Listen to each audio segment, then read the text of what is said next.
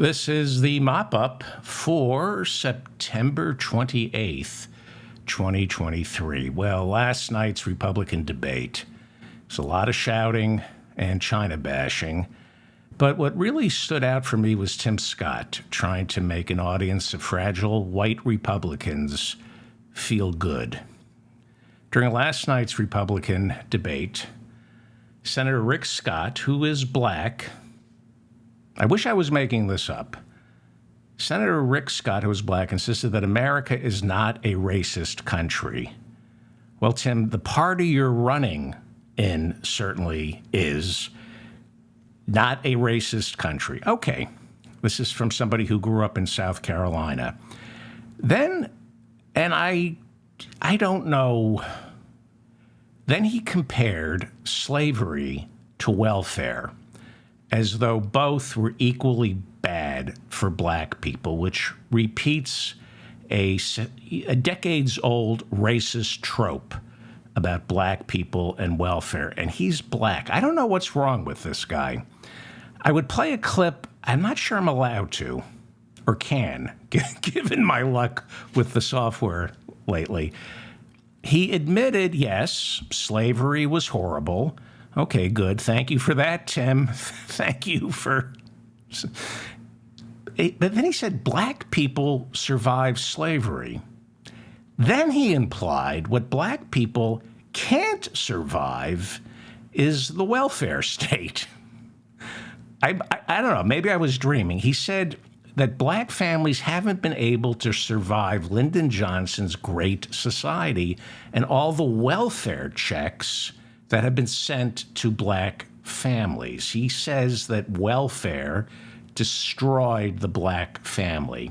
He said Lyndon Johnson decided, and I quote, I'm quoting Tim Johnson, quote, they decided to take the black father out of the household to get a check in the mail, and you can now measure that in unemployment and crime and devastation.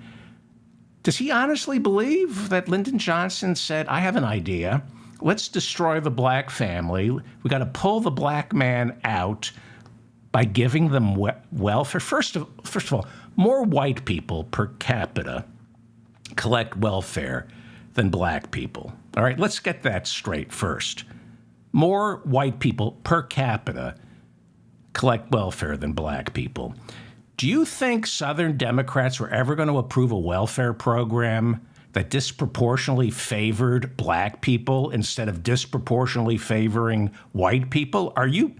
Yes, you are stupid.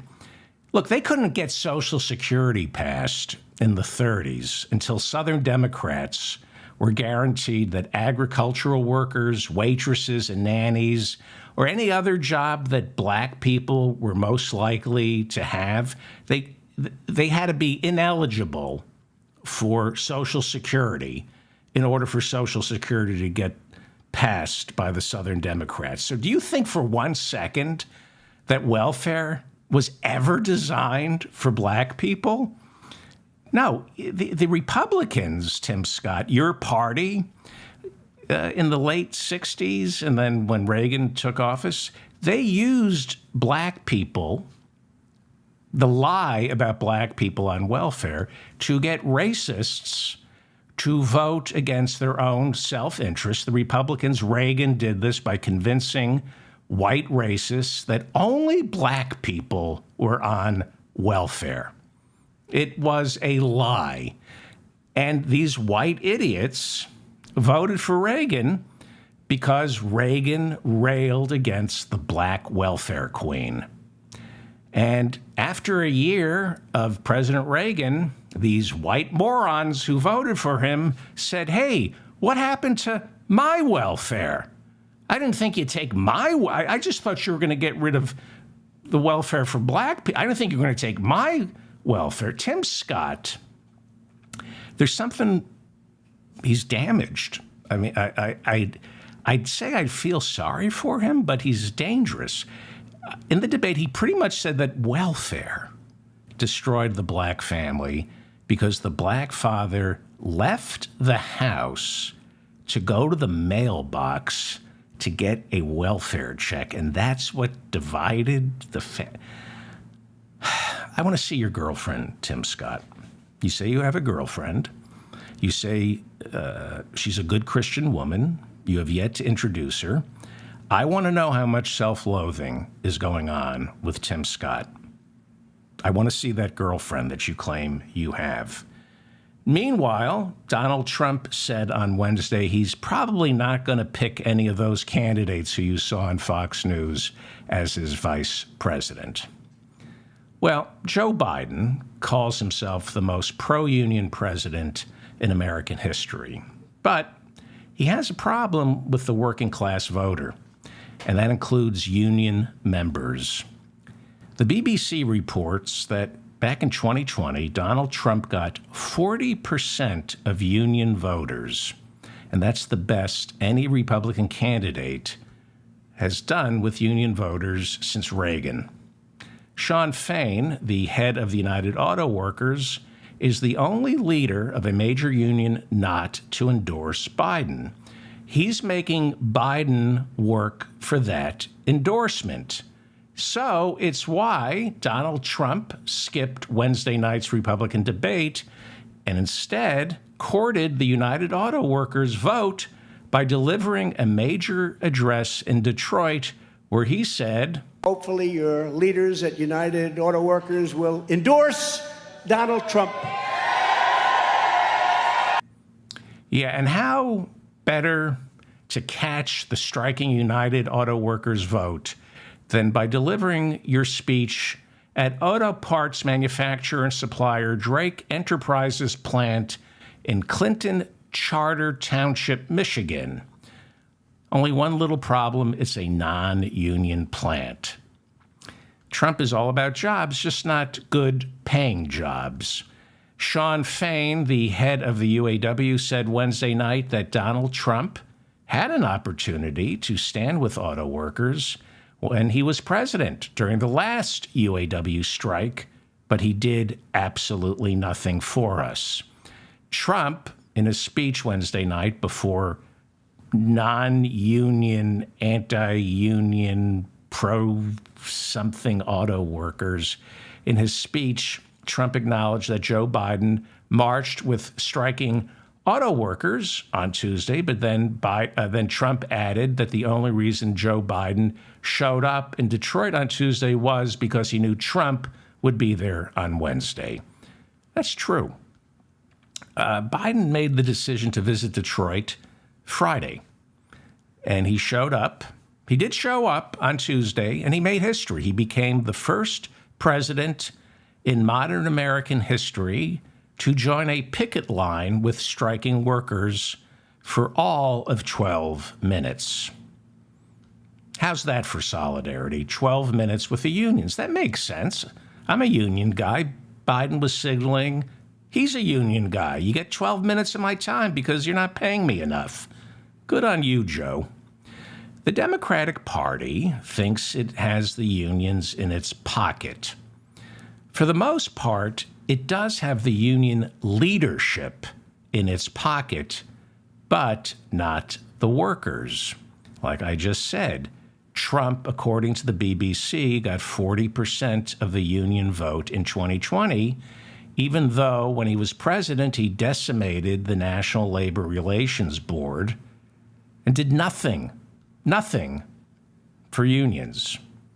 Now, Trump politically can claim to have renegotiated NAFTA.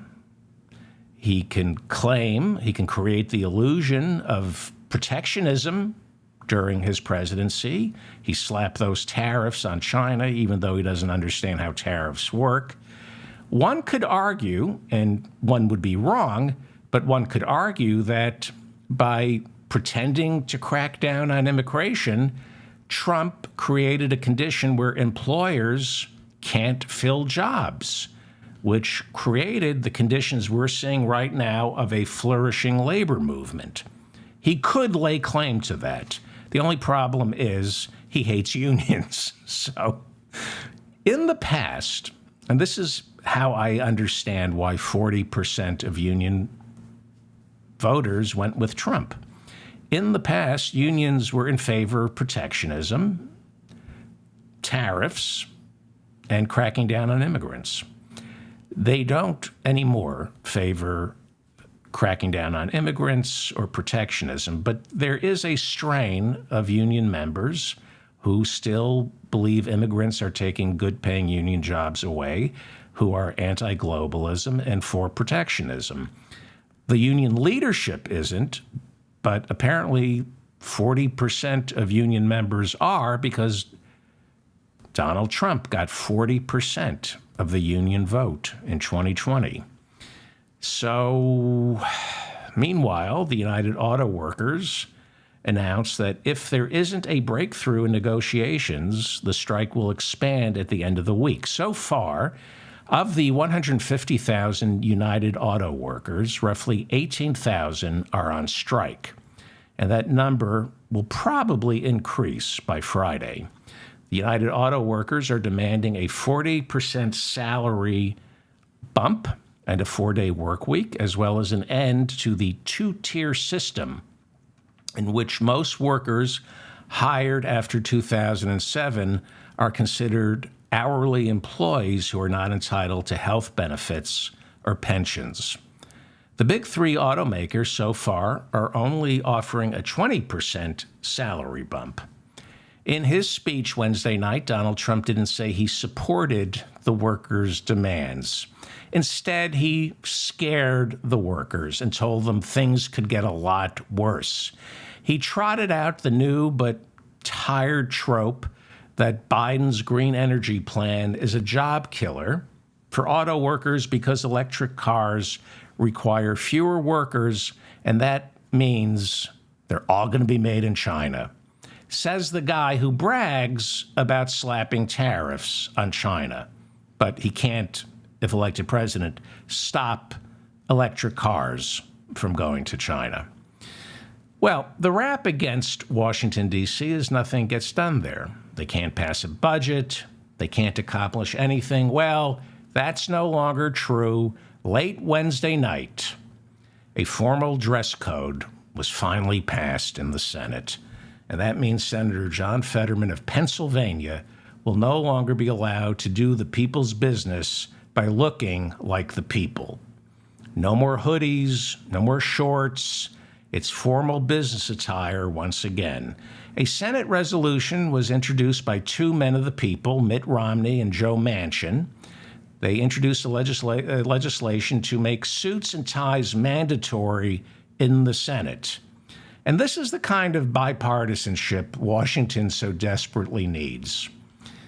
You know, the kind of bipartisanship where both parties have no problem reaching across the aisle to agree that everyone who serves in Washington should look, think, and of course, dress like the ruling class.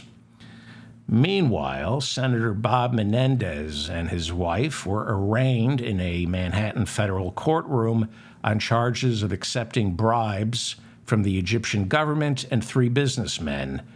But he was wearing a suit and a tie. Senator Menendez pleaded not guilty with an explanation, Your Honor, I'm from Jersey. He was then released on a $100,000 bail.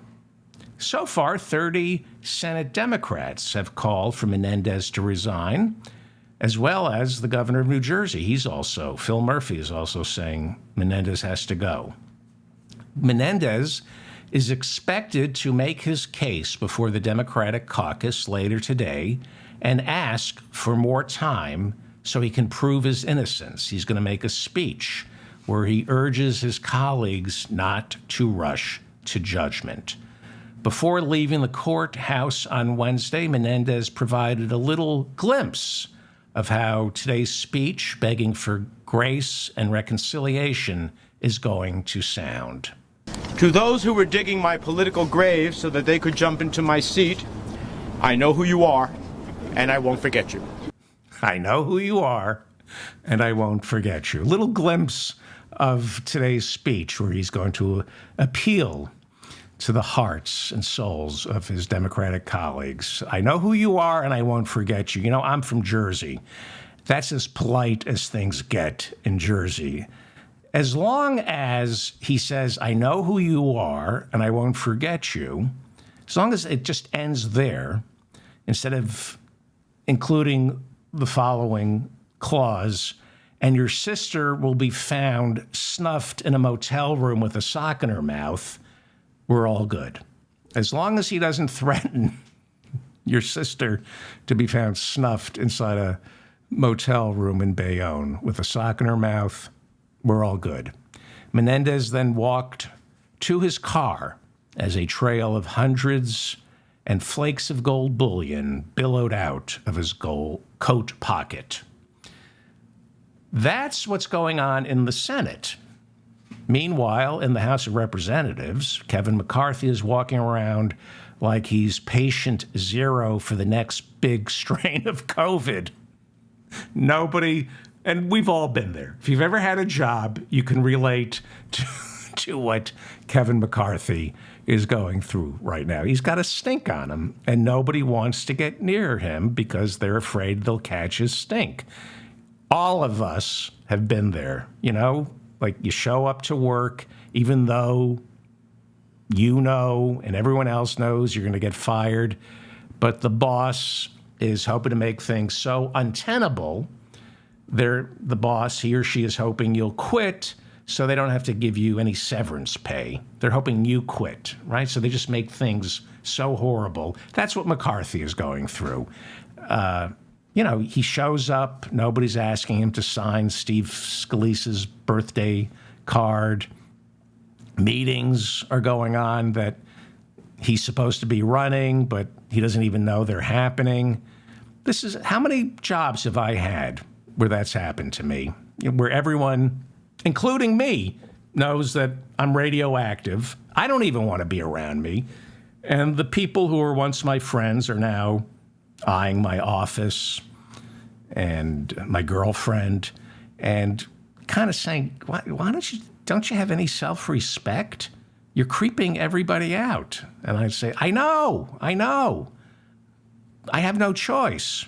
I need to show up. Otherwise, I don't get paid. And this is what McCarthy's going through. And he thinks he can endure it, but he can't. There's a lot of crying rooms that he's got in certain parts of the House of Representatives. He just goes off and just weeps and cries. He's completely humiliated. That's McCarthy right now, going through the motions. Here he is on Wednesday pretending this. I like to see him suffer because he's just an insufferable prick. Here he is on Wednesday pretending everything is normal, that he's the speaker and it's business as usual, and I'm in attack mode. This president has failed time and again. We've got pickets across the country. We've got a border wide open. We've got embassies that have to be evacuated. We've got allies that are now turning to China. This lack of leadership under this president has failed us time and again. Wow. This lack of leadership has failed us time and again. You know, I've got an IMAX theater around the corner from me that doesn't do projection like that. I mean, that is tremendously huge projection you got there, Speaker McCarthy. Kevin McCarthy plans to bring a continuing resolution bill to the floor of the House sometime tomorrow. He met with his caucus on Wednesday, and what I'm hearing is he's going to combine a continuing resolution with more spending for border security, and he's going to strip out any funding for Ukraine. And then he must get it passed by the Republicans. He's got to get all the Republicans on board, except for 4 or 5, because no Democrat is going to vote for that. And he still doesn't have the votes. And then, because the Democrats are marching in lockstep, he can't reach out to them. If he works with the Democrats, the Freedom Caucus is going to file a motion to vacate the chair. He's entirely dependent on his entire Republican caucus with just a 5-vote majority. So far, we know for certain that 8 far-right conservative Republicans in the House, probably as many as 20, including Matt Gaetz of Florida and Andy Biggs of Arizona, they have told McCarthy there is absolutely nothing you can offer us. We want the government to shut down. There's nothing you can give us. They won't even vote on it. They're saying, why even vote? We won't even dignify the vote. Shut the government down. No continuing resolution. They hate the idea of a continuing resolution. They're saying to him, let's work on a 2024 budget, line by line, bill by bill, shut the government down until we can get a 2024 budget. Well, as I reported yesterday, in the Senate, Majority Leader Chuck Schumer and Minority Leader Mitch McConnell floated their own version of a continuing resolution. And it passed 77-19, but it was a procedural vote. They were testing the waters to see how many senators would get on board a continuing resolution that looked something like this. That's kind of what a procedural vote is. It's like a focus group study of a bill before you say, okay, now let's vote on it. And now they're getting feedback on the bill. So they're going to vote. I think they're going to vote on this continuing resolution sometime before Friday. There does seem to be some overwhelming support in the Senate for a continuing resolution that runs until the middle of November. And it keeps spending exactly where it was based on last year's budget, but adds an additional $12 billion, $6 billion for Ukraine, and $6 billion for disaster relief. And that is negotiable. That seems to be, after they took the vote, I'll tell you about that in a second. Here is Mitch McConnell, Republican Senator Mitch McConnell, urging his colleagues in the House to vote for this continuing resolution. But these important discussions cannot progress if Congress simply fails to complete our work on standard short-term funding and the basic functions of government end up being taken hostage. So, Mr. President, a vote against a standard short-term funding measure is a vote against paying over $1 billion in salary for Border Patrol and ICE agents working to track down lethal fentanyl and tame our open borders, letting FEMA's disaster relief fund dry up is not a productive way to advocate for victims of disasters.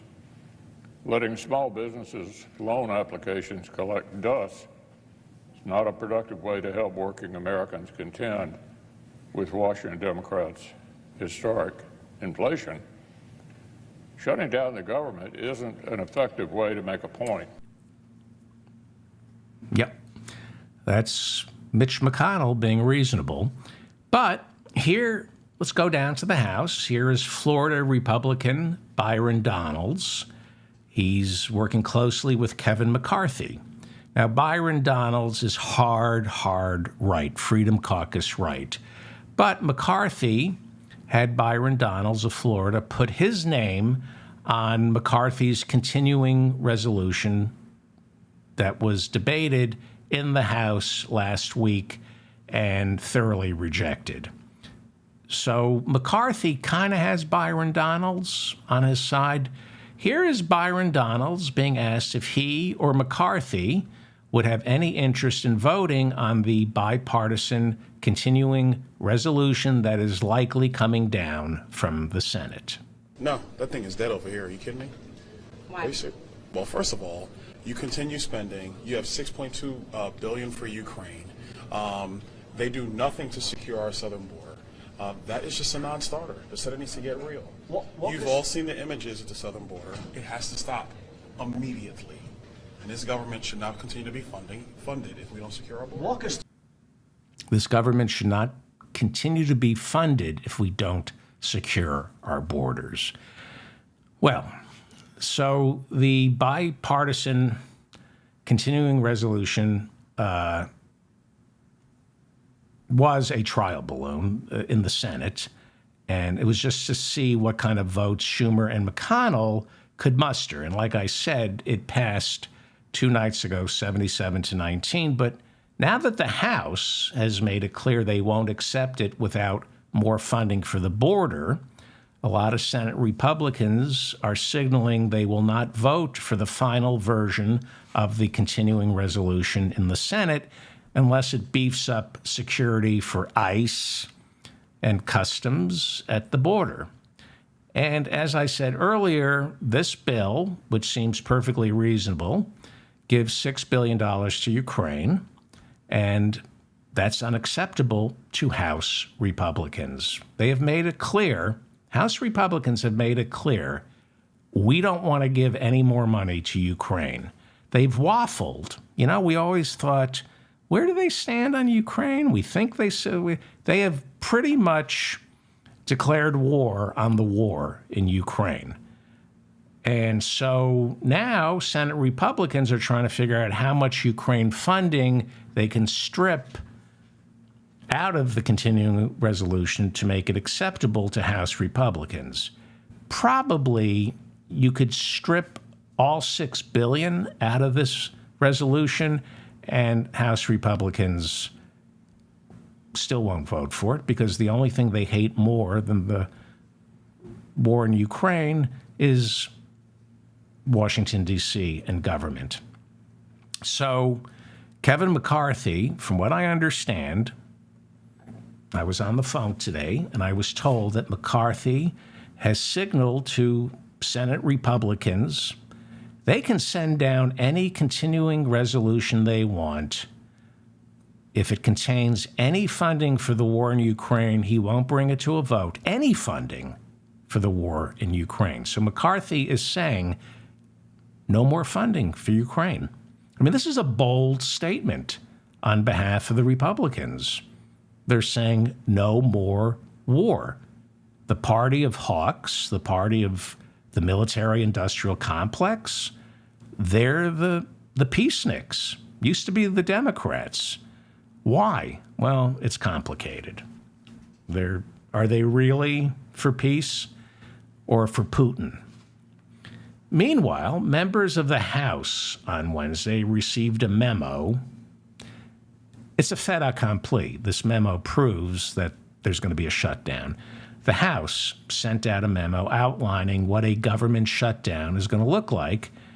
So if the House is sending this memo, means McCarthy is prepared for a government shutdown. The memo says only essential workers need show up when the government shuts down. And who, pray tell, who does the Republican Congress consider essential workers? You guessed it, any staffers working on the impeachment of Joe Biden. The proceedings have begun. Tuesday, they've begun. Yes, the investigation into Hunter Biden's business dealings is essential. It's a top priority during a government shutdown. Nobody's checking your turkey for salmonella, but there's going to be a full court press examining how many phone calls from Ukraine Hunter made to Joe. Sleep well, America. The Republicans are watching out for you. Meanwhile, Kevin McCarthy is still working on the 2024 budget. Debate proceeded on the defense appropriations bill. And, you know, you got to give credit where credit is due. Matt Gaetz, who Newt Gingrich calls deranged, Matt Gaetz, Republican, Freedom Caucus, he's trying to attach a bipartisan amendment to the appropriations bill that bans the Biden administration from ever again giving cluster munitions to the Ukrainian military. That's what our government is doing. We're giving cluster bombs to the Ukrainians. Jim McGovern, Democrat, has signed on to this amendment. You got to give credit where credit's due.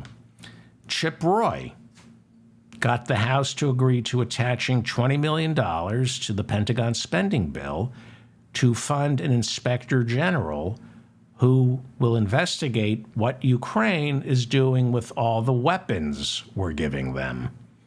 This has been a criticism of how the Biden administration has conducted this war. Billions of dollars of weapons are flowing unsupervised into Ukraine, and there is zero, and I do mean zero, accountability as to where these weapons end up. We had an inspector general in Afghanistan. We had an inspector general in Iraq. We do not have one tracking the weapons that we're giving to Ukraine. So good on Chip Roy. Eli Crane, the Republican from Arizona, got Congress to attach to the spending bill an amendment that bars any funding for U.S. troops to be deployed to Ukraine. So let this be a lesson for all of us, okay? These are horrible people who are rooting for Vladimir Putin, okay? But this is a master's class in how Congress can stop a war. You stop funding it. It's just that simple. And we could have done that with Iraq and Afghanistan. I'm a Democrat. I hate the Republicans. I would never, ever defend their actions. There's always an ulterior motive, and it's either money or bigotry. So all this defunding of Ukraine is about helping the great white Christian hope, Vladimir Putin. They're on the side. They wouldn't be doing this if we were. They're not for peace. They're for Putin. But it's a lesson that we should remember in how to stop war. We could have done this with Iraq and Afghanistan. You know, there were times when Nancy Pelosi was Speaker and spending bills come out of the House, and she could have stopped the war in Iraq. She didn't like it. She voted against it, to her credit. But when she became Speaker, and I believe she was Speaker when George W. Bush was president, she could have defunded the war in Iraq. You stop funding it. Now, they come back with stop funding the troops, and you say, no, stop funding the war. We're only going to pay for what it costs to bring them home. But we allow the hawks and the cowards in the Democratic Party to frame the conversation with, you're going to defund the troops while they're in harm's way? And you have to say, no, we're going to fund the troops to take them out of harm's way. We're appropriating the funding to bring them home. Nancy Pelosi, when she was Speaker, was against Iraq, and she could have done that. That's the power of the purse that Congress has. But instead, she chose to say, we will keep funding this war that I'm against so long as our troops are in harm's way. And everyone nods their heads. The Democrats all nod their heads and say, yes, that seems right. Yes, they're in harm's way. We have to keep funding them. What she needed to say is, we are only funding efforts to bring the soldiers home because I'm against this illegal war. But she hid her real intent behind rhetoric. She was against the war, but she didn't have the courage of her convictions to say, I'm Speaker, this war is immoral. We're only going to fund what it takes to bring the troops home. This is what the Republicans are doing with Ukraine. I don't know if they're going to succeed. I can't imagine this country. We're a war economy. I don't think anybody's allowed to stop the machine. But even if it's for Putin, it's an interesting story to follow if you're not living in Ukraine and being blown apart. It is interesting to see what the Republicans can do to stop the funding of the war in Ukraine. And what we could have done, it's a reminder of what we could have done if we had Democrats who had courage, especially the courage of their own convictions. Well, there's also an appropriations bill for the Department of Agriculture being debated on the House floor. This has nothing to do with the continuing resolution. The government's shutting down, but McCarthy's given up on a continuing resolution, so they're debating the 2024 budget. And I don't know what happens once it shuts down. So the agriculture bill is being debated on the House floor. Do you remember Congressman Tommy Tiffany from Wisconsin? He's becoming my favorite Republican idiot. He sits on the House Judiciary Committee, and you might remember him from last week when he got to ask Attorney General Merrick Garland this gotcha question. Do you support more crime? Do I support more crime? Yeah. No, I don't. Almost got him. That was my favorite part of Merrick Garland's testimony before the House Judiciary Committee. You got to be careful around Tommy Tiffany. He's going to get you. He almost got Merrick Garland to say he supports crime. Well, here is the great, the Cicero of the 21st century, Tommy Tiffany, taking to the House floor on Wednesday and offering up this amendment to the Agriculture Department's appropriations bill. Mr. Speaker, my bipartisan amendment ensures that none of the funds made available by this bill will go towards funding a rule that will ban flavored milk like chocolate milk in schools. This would ensure that all types and flavors of milk are available to school children. This summer it was reported that the USDA is considering banning chocolate milk from elementary and middle schools. USDA issued a proposed rule in February that would set new nutrition standards for school meals. If implemented, the new standards proposed could limit the amount of flavored milk like chocolate and strawberry in high schools, while children in elementary and middle schools would be restricted to a variety of unflavored milk. This rule would affect roughly 30 million students who participate in the school meal programs. According to the Journal of the American Dietetic Association, removing flavored milk from schools resulted in a 62 to 63% reduction in milk consumption by kids in kindergarten through 5th grade, as well as a 50% reduction in 6th through 8th grades. Milk is full of rich nutrients that support bone growth and development, and millions of children enjoy drinking it. No, milk is bad. I like this guy. A couple things here. What I like about him is, okay, we know milk is killing kids. We know it makes them fat, it clogs their arteries, it messes with the flora in your stomach. Milk is incredibly bad for kids, okay? But how can we make it even worse for them? Let's add chocolate and strawberry flavoring and sugar, which we know causes diabetes, heart disease, and cancer.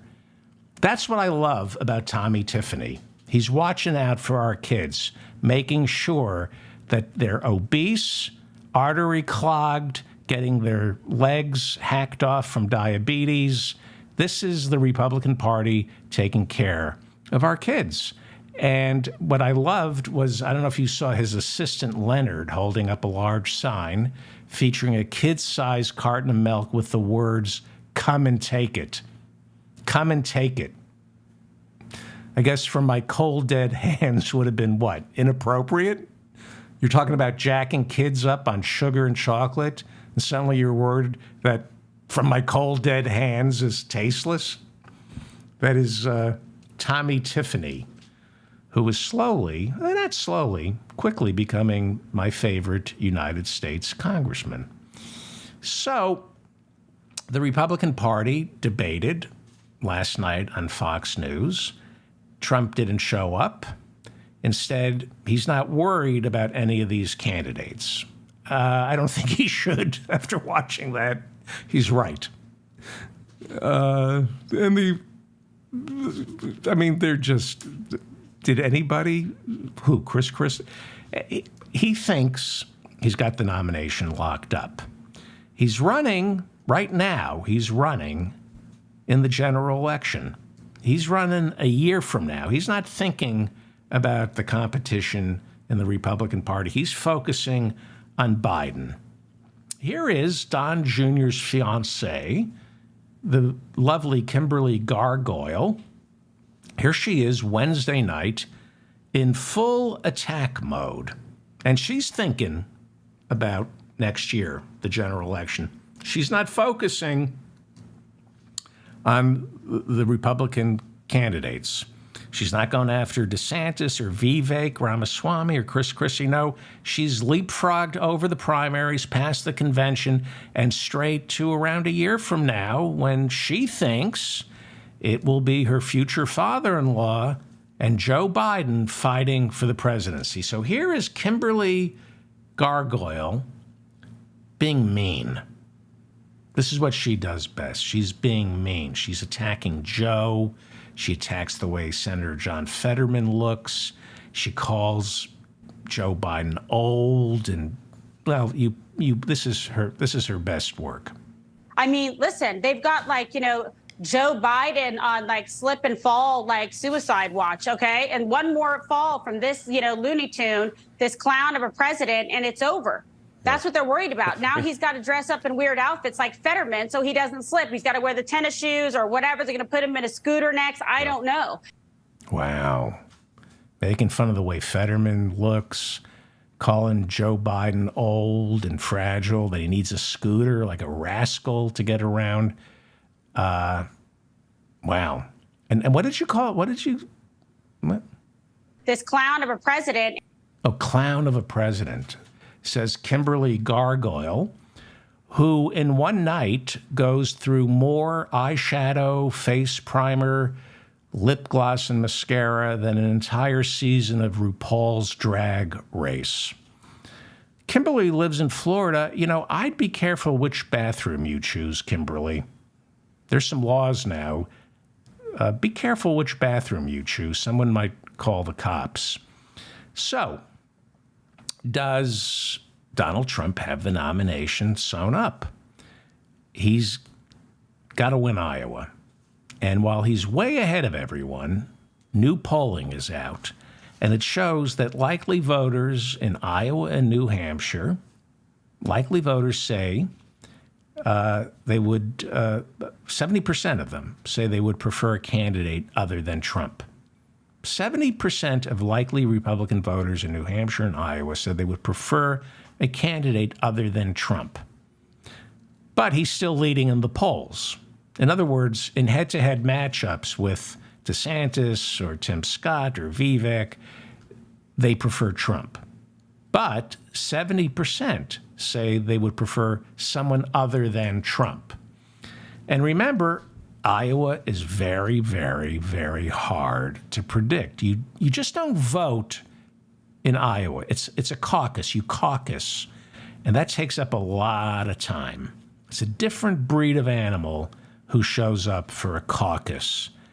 And that requires a ground game for the candidates, which Donald Trump does not have in Iowa. Of all the candidates, Donald Trump is spending the fewest amount of time in Iowa. And when he's there, it's just a rally. He flies in, it's Deus Machina, he gives the big speech, and then he's back on Air Force Trump and he's out of there.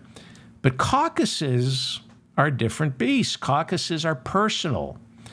And more importantly, you need the Christian right. If you're a Republican, you need the Christian right. You need them in Iowa, and then you need them in South Carolina. It goes Iowa, New Hampshire, and then South Carolina. If you don't have the Christian right, you don't win Iowa, and you don't win South Carolina. Rick Santorum had the Christian right in 2012 because there was nobody more pro-life than that crackpot, and he surprised everybody. He beat Romney in the Republican Iowa caucuses in 2012. Ted Cruz surprised everyone. He won in 2016. He beat Trump in Iowa because he had the Christian right. Now, for some reason, and this, I've mentioned this before, and I find it shocking. To me, it kind of indicates that Trump is cracking, not thinking clearly. For some reason, Trump is pushing the evangelicals away on abortion. He's not really for a national ban. He's for negotiating abortion state by state. He's signaling a willingness to compromise on abortion. And you don't do that when you're courting the evangelical, the Christian right vote. But he's angry. He thinks the evangelicals are ungrateful. He's thinking, I got you 3 Supreme Court justices who overturned Roe v. Wade. What more do you want from me?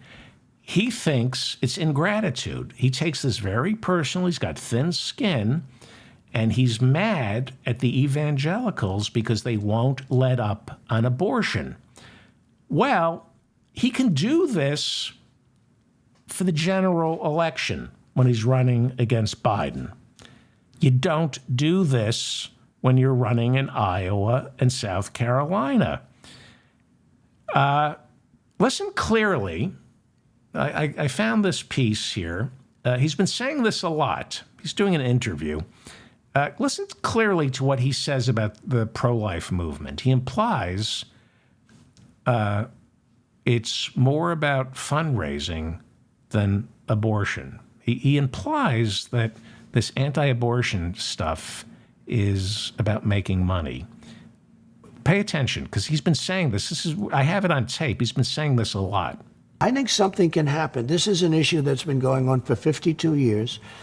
I was able to end it. That gave tremendous negotiating power to the pro-life movement, tremendous negotiating power, because they can't do the things that they used to be able to do. The pro-life was fighting it.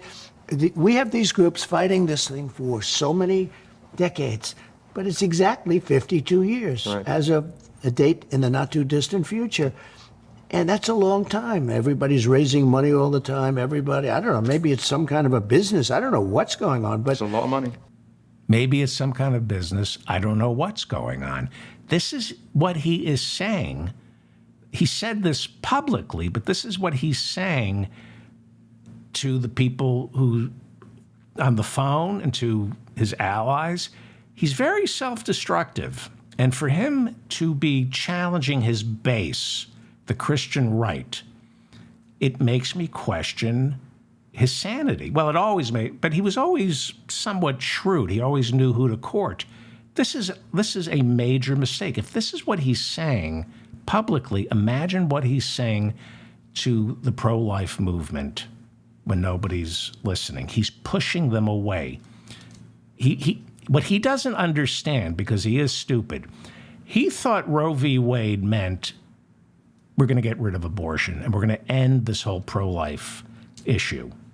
He didn't realize that it's all about states' rights, and now you're fighting it out in each of the 50 states, and it won't be good enough, and you're going to need a national abortion ban. He doesn't realize that the pro-life movement wasn't sated by the Supreme Court overturning Roe v. Wade. It energized their bloodlust. They realize we can really win this. They want more. And he's telling them, no, I'm a moderate here. We can negotiate. Well, that's not how you keep the Family Research Council on your side. They've already backed away from Trump. Listen. And I put them in a great negotiating position, and we don't want to blow it. This is an incredible thing that happened. And we also bring it back to the states, which everybody, all legal scholars, both sides wanted it brought back to the states. We did a lot of things. We're in a tremendous position to negotiate something very good right now.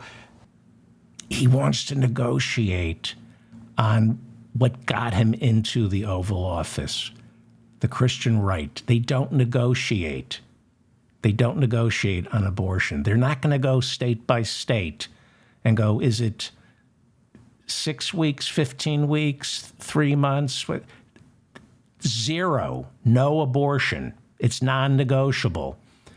And you do this after you get the nomination and you're courting the centrists. This is bad. This is bad. And it makes me happy. It makes me very happy because he's not thinking clearly. Meanwhile, things continue to get worse for Trump. So I don't care what the polls are saying. I will tell you what the polls are saying. But he's way ahead in the Republican field. But Iowa is 3-4 months away. He's got 4 criminal trials next year, 4 criminal trials, plus another E. Jean Carroll defamation lawsuit, which he already lost. He lost the last one in May, and there's a second defamation suit that he's already lost. The trial is on the same day as the Iowa caucuses, and that trial is just to determine how much he has to pay her for the second round of defamations. And really important, this complete and utter humiliation on Tuesday in New York, where a judge ruled that Trump is guilty of defrauding banks, insurers, and the Internal Revenue Service. He was ordered to surrender his properties, basically, liquidate them. It's incredible. You can't overstate how incredible, how embarrassing this would be if he were capable of shame. As we all know now, a judge ruled that Donald Trump inflated his net worth to secure favorable bank loans and insurance policies. In his decision, Judge Arthur F. Engoron said Trump had inflated the value of Trump Tower by as much as 2,300%. The judge ordered the dissolution of Trump's limited liability companies that control Trump's properties. They're like 100, 200, 300 little shell companies. They're all limited liability companies. The judge said liquidate them. He also ordered Trump to surrender his New York State business license. He also told Trump and his 2 imbecile sons that they are forbidden from doing business in New York State. Security for the judge immediately tightened. It's not funny, along with security for other New York court officials. This is the new reality with Donald Trump. This is mob shit. U.S. District Judge Tanya Chutkin, who is overseeing the 2020 election case against Donald Trump in Washington, D.C., has also been assigned round-the-clock protection, which had to be beefed up yet again when she announced on Wednesday that she would not recuse herself from presiding over Donald Trump's election interference case. This is Jack Smith's Washington, D.C. indictment. Lawyers for Trump filed a motion for Judge Chutkin to recuse herself. They said she had handed out stiff sentences to January 6 rioters this year, that her sentences to the January 6 rioters were too stiff, and they accused her of saying when she was handing out the sentences that she wanted to jail Donald Trump. And she asked for evidence of her saying that, and they couldn't provide any. So on Wednesday, she issued a 20-page decision announcing she's going to preside. Trump lost yet again. She's not recusing herself. This is what she wrote. At the outset, it bears noting that the court has never, and by court, she has never taken the position the defense ascribes to it, that former President Trump should be prosecuted and imprisoned. She then added, and the defense does not cite any instance of the court ever uttering those words or anything similar. This is the kind of lawyering that Rudy Giuliani does. I got theories more than I have evidence. They were saying, we have transcriptions of you saying that Donald Trump should be imprisoned. And the judge said, oh, okay, let's have a hearing. Please produce those documents. Well, we're working more on theory than evidence. That is, by the way, that is what Rudy Giuliani said. In the 60 cases he lost in the lead up to January 6th, where he was challenging the election results, when when he was asked for evidence, Rudy would say, well, we have mostly theories right now. Meanwhile, on Wednesday, Trump's other lawyers were back inside that New York courtroom where Judge Arthur Engoron on Tuesday found Trump guilty of fraud. It's incredible that Trump is still able to just get out of bed in the morning. He's a monster. He's not human. On Wednesday, his other lawyers were in a New York courtroom, the same courtroom going before Judge Arthur Engoron, who on Tuesday found Trump guilty of fraud, basically ruling Donald Trump is not a man. That's basically the ruling. You're not a man. Because of the way Donald Trump defines manhood, you're not a man and your two sons are not men. The lawyers for Trump were seeking clarification as to where the $250 million lawsuit filed by State Attorney General Letitia James goes from here. Because she won, but the trial still starts next week. But she won. The judge, in a summary judgment, that means just no jury, it's just the judge ruling from the bench. That's what a summary judgment means. He found Trump guilty on some counts on Tuesday. There are roughly 5 other indictments the judge must adjudicate. So supposedly, the trial starts next week. In other words, the trial hadn't even started, and the judge said, guilty. Well, at least you're guilty of most of this stuff. All he had to do was look at Trump's books, and within seconds, he realized this is so demonstrably fraudulent. There will be no jury. This trial is simply before this judge. At one point, Trump's attorneys reportedly showed contrition and humility. They were fined $7,500 each by the judge because they kept issuing these motions to delay the trial, and the judge had it. So they were very obsequious, and they pointed out on Wednesday, and as you know, I delight in the suffering of certain people, so this makes me very happy, because I do think there are bad people in the world, and I think they're capable of redemption. I don't think the Trump family is capable of redemption, and I grew up in New Jersey, and I remember all the homeless people that Donald Trump created, and this made me very happy. It probably shouldn't. It's a moral defect, but it made me happy, and I got to go with what I have. So this makes me happy.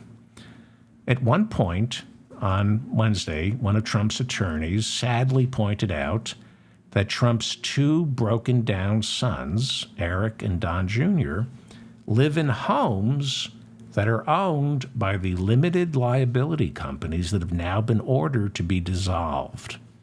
The attorneys asked the judge very politely, does this mean that Eric and Don Jr. have to move out of these apartments? The judge said, I'll get back to you. So it makes me very happy. And if you look at what Eric and Don Jr. do, I mean, if they were successful businessmen, do you think Eric would be running around with General Michael Flynn with these crazy revival meetings, and Don Jr. would be hosting a podcast on Rumble and running around the country doing politics if he was really running a business, if he was making the kind of money they claim that they're making? Of course not.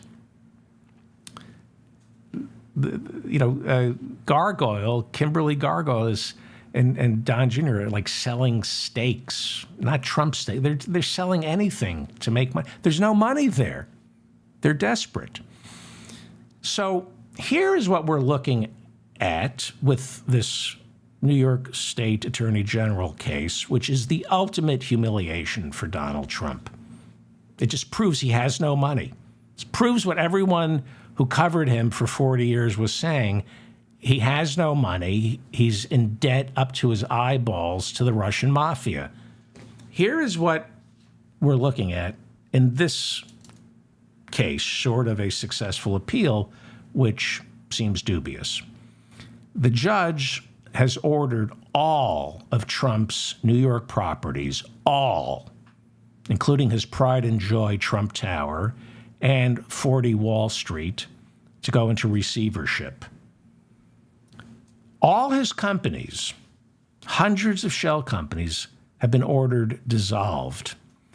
And that most probably means that in their dissolution, these companies must pay back what they owe their creditors. See, he owes money. The ruling isn't just he defrauded the banks and the insurance companies. He owes them money. He's got to pay them back. Now he owes the Russian mafia money, and now he's got to pay back the banks. And I don't want to get too deep in the weeds, but when you're borrowing from Deutsche Bank, you're not borrowing from Deutsche Bank. You're borrowing money that was put in Deutsche Bank by a former KGB agent who is squirreling away ill-gotten gains.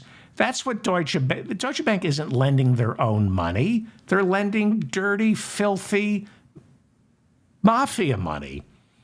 So he's borrowing from everybody to pay back Russian mobsters. But it looks nice because it's Deutsche Bank doing it for them. So he's got to pay back his creditors.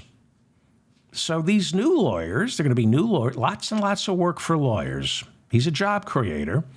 These new lawyers will now be putting all of Trump's companies into bankruptcy. And the only legal remedy the lawyers will have in paying off the debts will be selling all the buildings, Trump Tower has to be sold with Melania still in it, and she's going to have to move out. They're not going to let her. This is business. Whoever is the creditor, whichever Russian mobster is the creditor, they don't, Melania needs a place to live. Boo-hoo-hoo. 40 Wall Street is going to have to be sold. All the other hotels and apartment buildings are all going to be, they're all going to be sold to pay off creditors, pennies on the dollar. And the people he owes money to right now don't take pennies on the dollar. You just can't declare bankruptcy with these people. And they go, okay, 2 cents instead of $1. I guess we'll just have to accept that. The sons have to move out. Melania has to move out. Trump lives in the Bedminster, New Jersey Golf Club. I am tumescent. At my age, this is what makes me tumescent. He lives in the Bedminster, New Jersey Golf Club, right?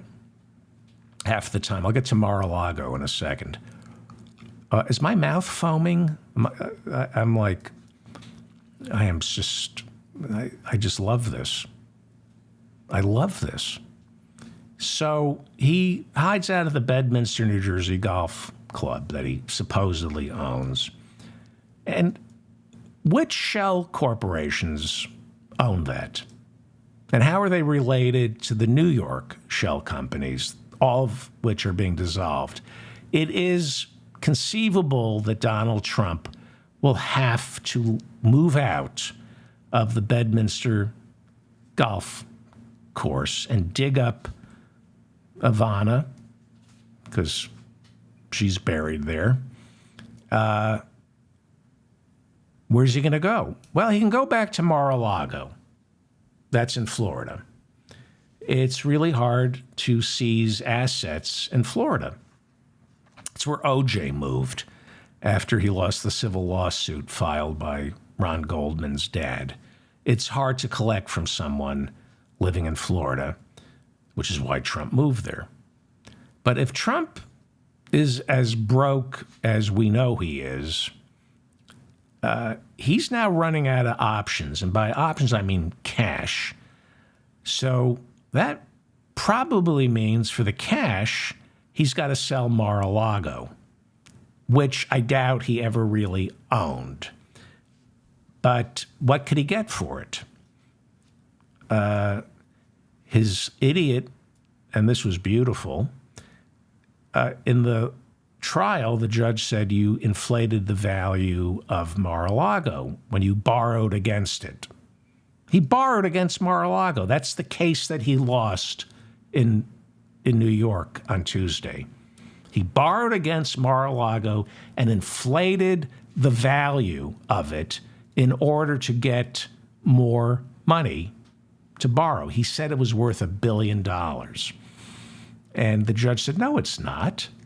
There are all these restrictions on it. You can't sell it. You can't subdivide it. You're stuck. It's a historical piece of real estate that all the bylaws are written in that forbids you from doing anything to this building. So he said it was $1 billion, and it's estimated that 29 million. It's worth 30 million. That's what it was estimated in the trial. And the idiot son, Eric Trump, takes to social media and says, this is a coordinated effort to destroy my father. Mar-a-Lago is easily worth $1 billion. Why is that stupid? Because that means the tax assessor down in Florida is going to come a-calling and saying, really, this is worth $1 billion? Well, you're going to have to pay more in taxes on this property. So at some point, he's got to walk away from Mar-a-Lago. And I don't know if he's not going to end up homeless. But if we pray, if you could put your hand on your computer right now and pray with me that Donald Trump ends up homeless and living on the street, that would make me the happiest man in the world, because I grew up watching him create homeless people. And they say there's no justice in this world, but to see Don Jr. and Eric carrying their mother's coffin and Melania and Donald Trump just living on the streets. Let's pray together. Okay, I'm not going to go that far. He's got a liquidity problem, and I'm not just talking about his diapers. What kept him afloat for the past, since 2015, was running for president and then being president. That kept money flowing into the organization. There was a lot of fundraising that he was able to live off of and keep the mobsters at bay, right? Just, okay, here's some of it, there'll be more. I'm the president, and look at all these donations, the Save America PAC. Look at all the monies that's being raised to save democracy. Here, and at some point, he can't keep this going. It is mathematically impossible for Bernie Madoff or Donald Trump to keep this scheme going. You cannot keep borrowing money or raise money on false pretenses until you, A, run out of the money, and B, get arrested. And that's what's happening. And he's beginning to make mistakes. He's going after the Christian right. He's misspeaking at his rallies, and that's not good for a bully. You can't misspeak and then accuse Joe Biden of getting old. Financial and emotional exhaustion kick in by Christmas. He's losing. He is losing. People say, everyone's like, I was talking to my sister, we keep, everybody, he lost this case in New York, but he's still what? He's losing. He's not in jail. He's lost everything. He lost in 2020. He even lost in 2016. He won the electoral. He's a loser, and he's losing. He's on one of the great losing streaks. He's almost going to beat my record. And then what happens? He loses in Iowa. It's conceivable. There are surprises. Or South Carolina. He freaks out. He starts saying things that are even unacceptable to the pigs who vote for him. So the fraud case doesn't mean jail because it's a civil, it's not a criminal trial. But in many ways, it's far worse for Trump because it strikes at the very core of how he defines himself. It reveals who Trump claims to be versus who he really is. It also explains why he ran for president in 2015. He was up to his neck in debt. If you have $1 billion, are you really going to run for president and put yourself through that ringer? He doesn't love this country. And we will never know who he owes this money to. I just know that their names begin with Igor and Vladimir. And here he is. He has to keep running for president. He's running. He's running to stay out of prison, and he needs the donations. That's what provides him with the liquidity. Nobody will do business with him. Nobody will lend him money. Nobody. Nobody does business with him. The Save America PAC raised hundreds and hundreds of millions of dollars, and that's next. That's the next tranche of indictments that are coming out of Jack Smith's office. Wire fraud. Wire fraud. The fundraising for the Save America PAC, hundreds and hundreds of millions of dollars were raised after the 2020 presidential election to investigate election fraud. Where'd the money go? Nobody knows. So this decision from the New York State judge on Tuesday, it hurts Trump personally and politically. Yeah, he'll get a bump in the polls. But here's the thing. Here's the real problem. Forget the future of our democracy or if he wins. Take that off the table. Here's a question you really have to consider in enjoying his demise. Who in their right mind would get next to this guy now? He is on an historical losing streak. He's radioactive. Again, he lost the 2020 presidential election. He lost 60 appeals in the courts to reverse that election defeat.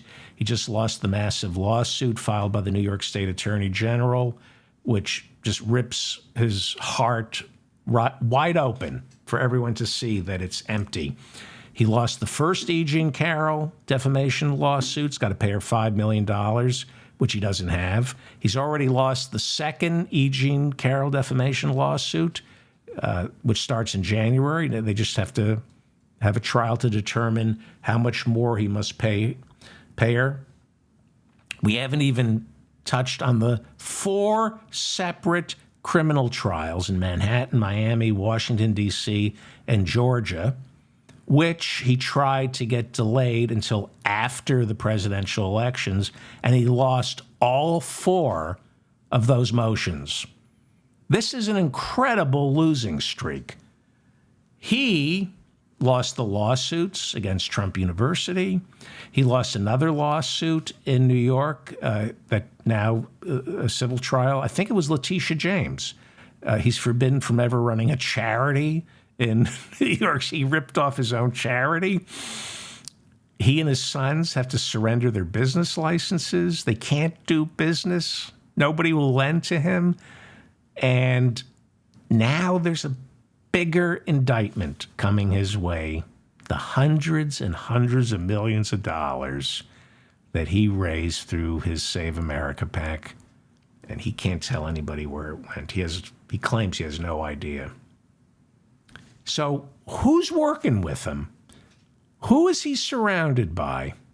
Well, you get an idea when you look at the classified documents case.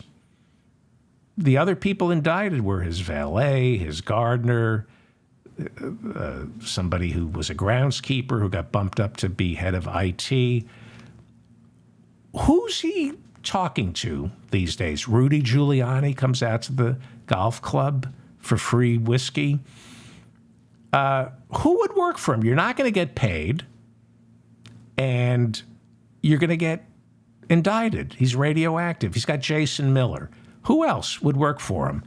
Who would you hitch your ride to him? Maybe in 2016, I'm reading Cassidy Hutchinson's book. It's amazing. She's amazing. You should buy the book. She deserves the money. Somebody as golden as Cassidy Hutchinson believed in him in 2016. Who is going to work for him? Only an idiot. If you work for Trump now, even if he's nominated and he wins the president, you're still, the system is, there's still a system here. You're still going to have millions in legal fees.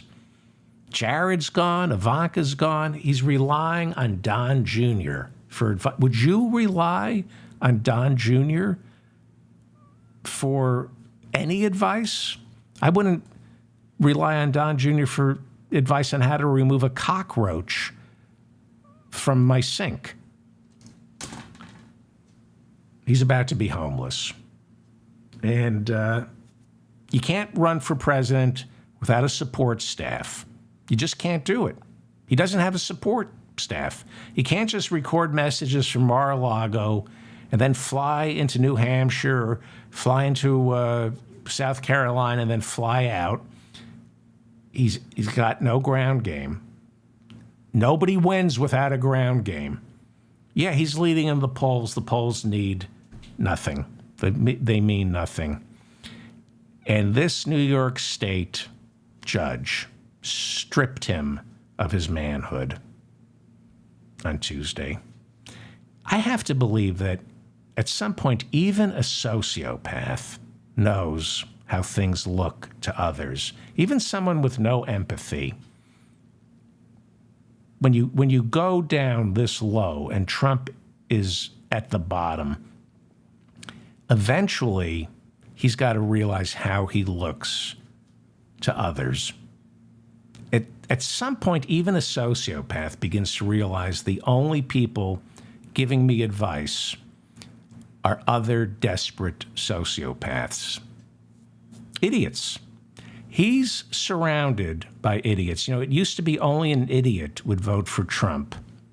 Now only an idiot would get next to him. It's been a good week. It's a good week.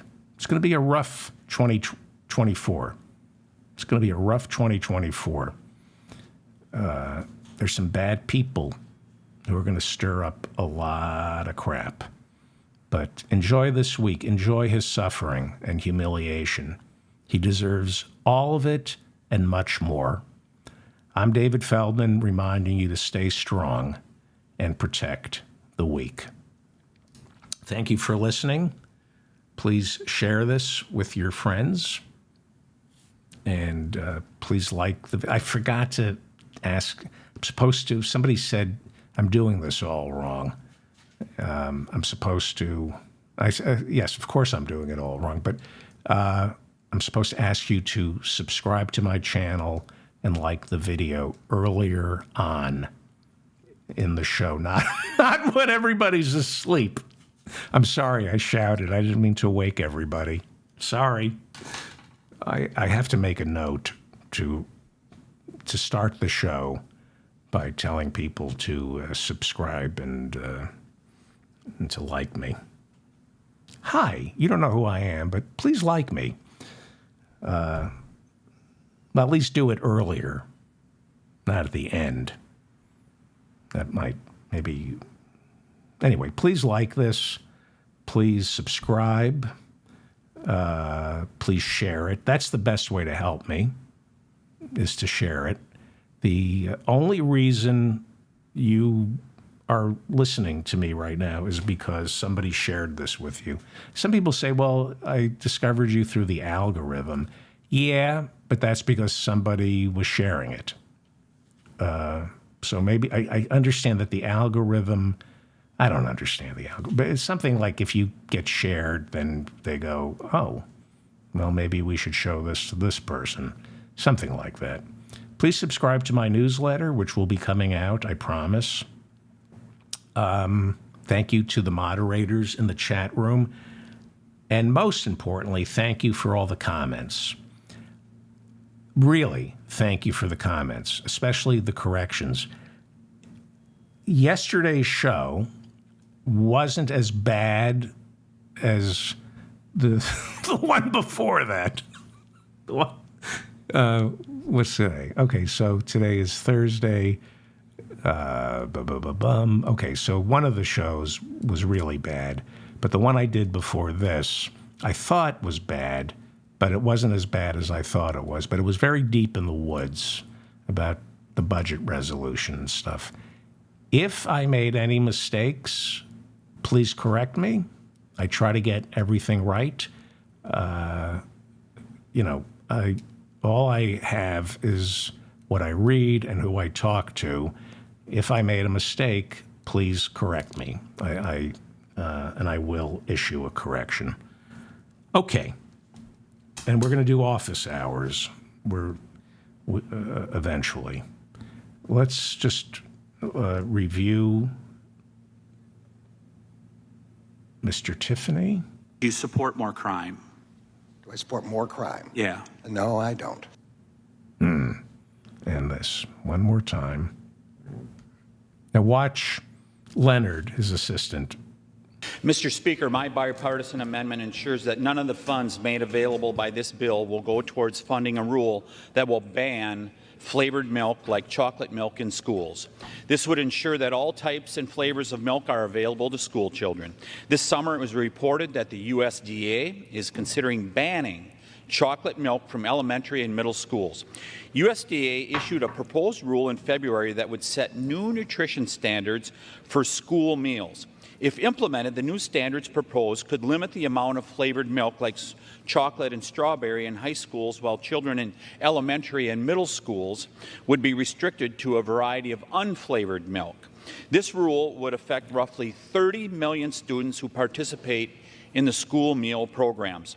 According to the Journal of the American Dietetic Association, removing flavored milk from schools resulted in a 62 to 63% reduction in milk consumption by kids in kindergarten through 5th grade, as well as a 50% reduction in 6th through 8th grades.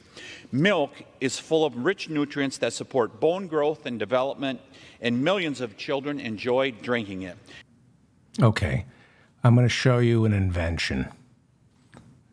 Let me just see here. Okay, do you have a cat?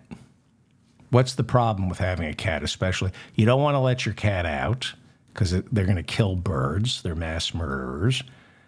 And so you got to keep them in the house. It's the box, right? Now, there are some people, my friend has a cat named Nugget, and she taught Nugget how to literally use the toilet. It's really hard to train a cat to use the toilet. I invented a surefire way that your cat will use the toilet. See this? Let me just, see this? What you do, it's a toilet with kitty litter in it. It's genius. You take a toilet and you fill it with kitty litter, and you got a cat, using the toilet. I'm a genius. I am a genius. I'm telling you, enjoy me while you can, because toilets with kitty litter, I'm going to have $100 billion. And then you just flush the kitty litter down.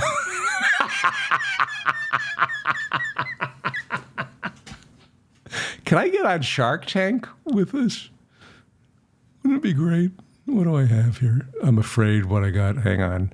Some of this stuff Oh, this is good. Dentistry for mice. That's the other thing. I've been experimenting on the mice in my apartment, and I'm giving them nice teeth.